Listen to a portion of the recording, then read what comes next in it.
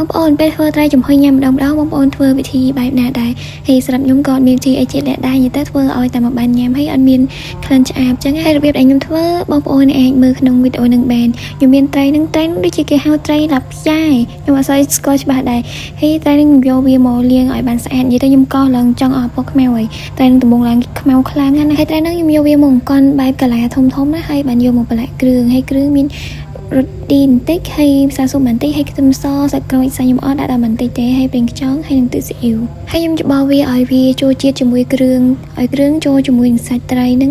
ហើយបានយកទៅចំហុយពេលប្រឡាក់ហើយខ្ញុំនឹកឃើញថាចង់យកស្លឹកខ្ទឹមយកមកដាក់ក្នុងពោះវានិយាយទៅមិនមែននឹកឃើញទេដូចថាការទៅញ៉ាំការដូចជាធ្លាប់ឃើញគេយកស្លឹកខ្ទឹមដើមខ្ទឹមអីដាក់ក្នុងពោះត្រីនិយាយទៅភ័យគេដាក់កុំឲ្យ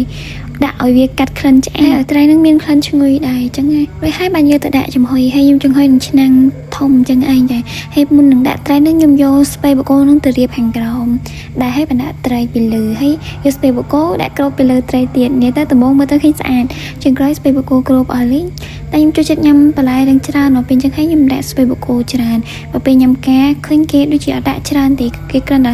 ស្របមកពី3 step ដែរស្ពៃបូកូនឹងហើយត្រីចំហុយនឹងខ្ញុំដាក់ប្រេងឆាមកបន្តិចដែរបានចំហុយហើយឥឡូវឆ្អិនហើយខ្ញុំញ៉ាំជាមួយនឹងទឹកជ្រក់ម្រេច